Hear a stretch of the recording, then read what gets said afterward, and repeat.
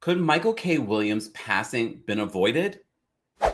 Welcome back to the Kempire Daily YouTube channel, where you get daily and consistent hot topics in music, entertainment, reality TV, and so much more. As always, don't forget to like this video, subscribe to the channel, and hit that notification bell so you never miss out on breaking news when we go live or when we upload. As you know, we reported the breaking news that The Wire star Michael K. Williams had passed away. He was found in his Brooklyn apartment this past week. According to reports, there was drug paraphernalia that was found, but there has still been no confirmation whether or not this was an overdose. This is what they're reporting now. According to sources, the NYPD are looking for the drug dealer that may have given Michael K. Williams the drugs before his passing. So here's the thing. Because this story happened this week, a lot of other stories are coming out. A lot of more details about Michael K. Williams. A lot of information is coming out about Michael K. Williams, who's opened up about his addiction history in interviews. And in the most recent interview with Men's Health, he talks about how the roles that he's played has stirred up his addiction over the years, and this pandemic most recently. As always, we will be citing our sources in the description of this video, because I do think it's important that you guys read the full article about Michael K. Williams. First of all, I do want to say a lot of you have sent some really incredible messages and comments on the story that we originally did about Michael K. Williams and how his work, I know a lot of people downplay what actors do as just sort of like, oh, it's entertainment. No, people are really affected by the performances that these actors do, and Michael K. Williams really embodied all of the roles that he played, so much so that it affected not only his mental health but his addiction. Let's talk about what he said in the Men's Health interview. The interview asked him this question: it's hard to talk about this year in New York City and this summer without talking about the events of May 25th and George Floyd. This is what Michael K. Williams says. He says, before George, I was actually kind of in a good space. And then that happened. I went numb. I was working on putting together this deck for a non-scripted docuseries called The Aftermath. And we'll go and look at the families of the people who had loved ones who were murdered by the hands of the police to find out how do they pick up the pieces? How do they move on? I went into the studio to record these lines the day after George Floyd. There were 5 of us in the studio. 3 of us were Black men, 2 of us were white men, and we all had wet eyes. We were all crying. So he talks a little bit about his history and how he grew up.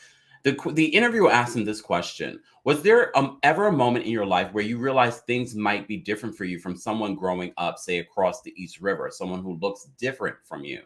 He says, I was a grown man. I was in my 20s, and I became a dancer. I was in rooms with different walks of life, young people, Black and white, from New York City. We would go out for lunch after rehearsal, and they would be like, oh yeah, my dad's gonna lend me the car for the weekend. And I was like, you have one of those? They said, what, a car? I said, no, a dad, and he lives in the house, and he gives you the car? I don't understand. So he goes on to say this: when I was around 12 or 13, the ice really started to crack in the foundation of my family structure. My dad relocated to the South. There was a lot of trauma I was left to deal with in his absence. It was harder for a Black woman raising a Black boy in an aggressively violent neighborhood.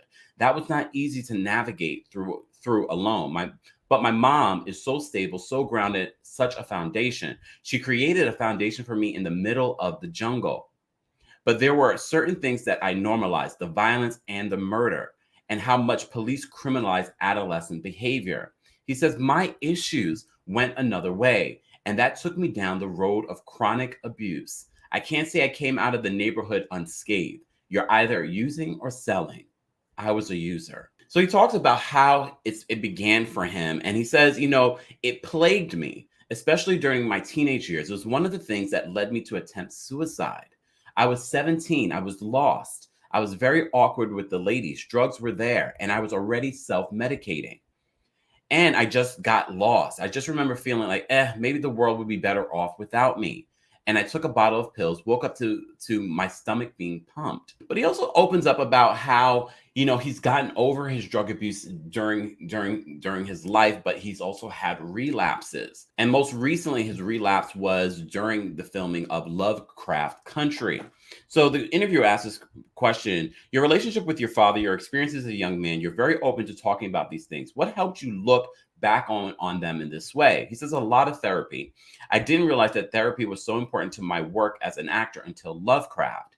The aha moment for me was these stories are waking up generational trauma.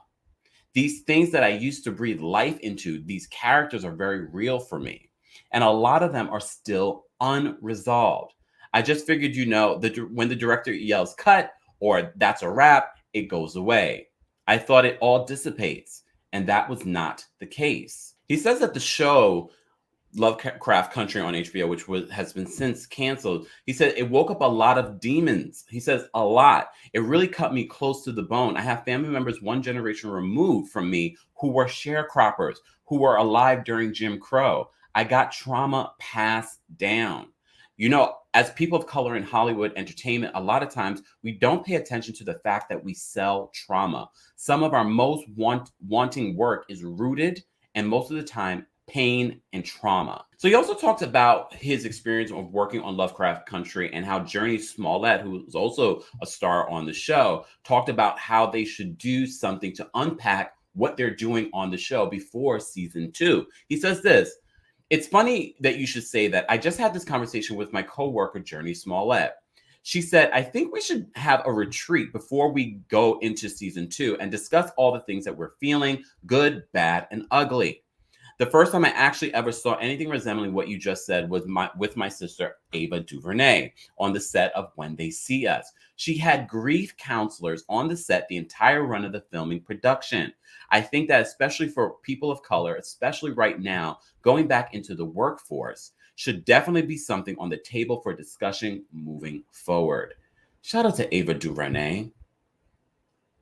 Just the fact that she had that knowledge, knowing that the actors are reliving these moments that is going to cause trauma for them. They didn't even get a season 2 for Lovecraft Country, as we reported before. And it seemed as if he was dealing with a lot. And I know a lot of people like to pretend that this pandemic is over. It's not. People are still living with this pandemic, which brings up this part of the story that I can't believe was even said. Akon.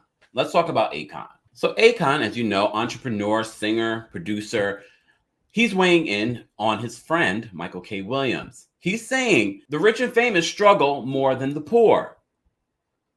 Let me get into specifically what he says. So this is according to TMZ. They said that they got the artists on Tuesday in LA. And he said that although he was close to Michael, they hadn't seen each other since the pandemic. Akon had an interesting take, though, saying that the rich and famous go through more issues than the poor. As he says, more money, more problems. He also talks about how the pandemic has masked real mental health struggles, literally with masks that hide emotions. Akon feels strongly that drugs and alcohol never solve difficult issues. They send people down a dark path. In Michael's case, and in tragedy. A lot of what he said is very true. However, the statement that the rich are struggling more than the poor, no.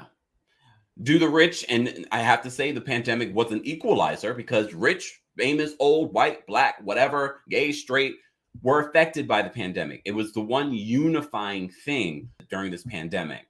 But saying that the rich, more money, more problems, yes, we know that was a clever song and it was a hot song, but trust and believe the poor who were hungry, who are still hungry during this pandemic, suffer a lot more, especially when it comes to mental health, especially when it comes to putting food on the table.